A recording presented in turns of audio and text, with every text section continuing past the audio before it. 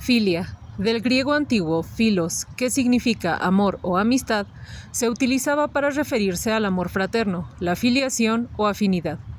Este término se utiliza cuando hablamos de aficiones, gustos, preferencias y atracciones intensas que producen sensaciones de placer y bienestar, a diferencia de la ansiedad característica del fenómeno que podríamos ubicar en el extremo opuesto, las fobias. La intensidad con la que se experimenta una o varias filias puede variar hasta el grado en que algunas de ellas son consideradas patologías o síntoma de algún trastorno, ya sea por los efectos adversos que producen en la vida de quien las experimenta o por representar un riesgo para otras personas.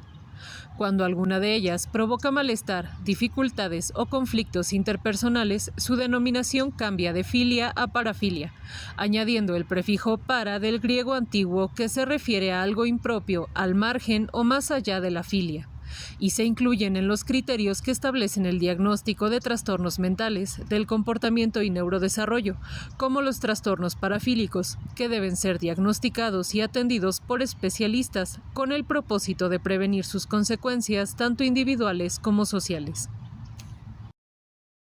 Imaginando que Eros o Cupido existen y se involucran en este tipo de fenómenos, voy a compartirte algunas de las filias que hasta ahora me han parecido novedosas, impresionantes o divertidas.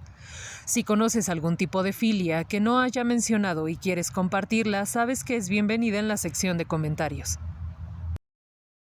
Comenzaré con la acrofilia, que se refiere al gusto o atracción por las alturas y o las personas muy altas. Según la intensidad y el riesgo que representan las conductas provocadas por ella, puede ser incluida en el catálogo de parafilia. Contraria a la agorafobia, la agorafilia se refiere al placer que se experimenta al realizar actividades en espacios públicos, amplios o abiertos. La hilurofilia se refiere al gusto por los gatos o felinos, y su opuesto, la hilurofobia, describe repulsión o aversión hacia ellos. Como síntoma patológico, la hilurofilia puede observarse en los trastornos por acumulación, por ejemplo, las personas que no pueden dejar de adoptar gatitos o felinos de cualquier especie, aun cuando sus recursos para atenderlos son insuficientes. La albutofilia y la hidrofilia se refieren al placer que se experimenta al contacto con el agua.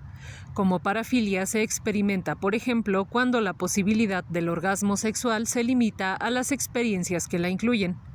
Astrafilia describe la fascinación por fenómenos naturales como los truenos, rayos y relámpagos, y la autasasinofilia se refiere a la excitación que se experimenta ante peligros con riesgo mortal. La captotrofilia, espectrofilia y escopofilia se han relacionado con el placer por observar el reflejo del rostro y o cuerpo en espejos y otros objetos con propiedades similares. Forma parte de los análisis freudianos y psicoanalíticos, ligando los términos a la curiosidad y al placer sexual. Como parafilia se relaciona con el voyerismo y el exhibicionismo.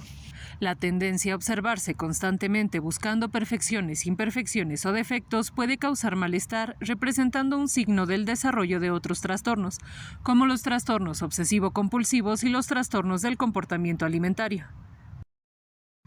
Sinofilia se ha utilizado para hablar del gusto por la crianza, estudio y afición a los cánidos y perros domésticos. El fenómeno de la sinofobia se refiere al extremo contrario, donde la presencia de estas especies provoca temor o aversión desmedida e irracional. Igual que la hilurofilia puede formar parte de los síntomas de los trastornos por acumulación. A diferencia de la claustrofobia, la claustrofilia se refiere al gusto, necesidad o dependencia a permanecer o realizar actividades específicas en espacios cerrados. Como en la mayoría de las filias, su condición patológica o parafílica depende del malestar o riesgo que represente a nivel personal y social. La palabra coreofilia describe la atracción por los bailes eróticos, mientras que criptoscopofilia se refiere al gusto por observar la conducta de otras personas en la privacidad de sus hogares. Dextrofilia y levofilia se refieren al gusto o la preferencia por los objetos ubicados a la derecha o izquierda del cuerpo. Como signo o síntoma podría observarse en los trastornos obsesivo-compulsivos. La estigmatofilia describe una atracción intensa por tatuajes, piercings y diversos tipos de marcas y cicatrices en la piel. El término eufilia se utiliza para describir el gusto o atracción por las buenas noticias. Exofilia o neofilia describen el gusto por lo inusual o estrambótico. La ficiofilia habla de la atracción por los dibujos animados. Como parte de la criptoscopofilia, la hipnofilia incluye las sensaciones de placer que provoca contemplar a las personas mientras duermen. En la ligofilia se experimenta un fuerte deseo por permanecer en lugares lúgubres y oscuros. La morfofilia se observa en personas que se sienten atraídas solo por quienes comparten una característica en específico, como el tono de piel o el largo del cabello. La palabra neofilia designa la atracción por lo nuevo. Nictofilia, la preferencia por la noche o lo nocturno. Genofilia, atracción por diferentes culturas. Odofilia se refiere a la atracción por los viajes. Ofidiofilia, atracción por las serpientes. Ornitofilia por las aves y así respectivamente, incluyendo la atracción por los restos de órganos extintos en la paleofilia. Otras, más peculiares, como la psicrofilia, se experimentan con la atracción al frío o al observar personas con frío. La robofilia es atracción por los robots y la turofilia por los quesos.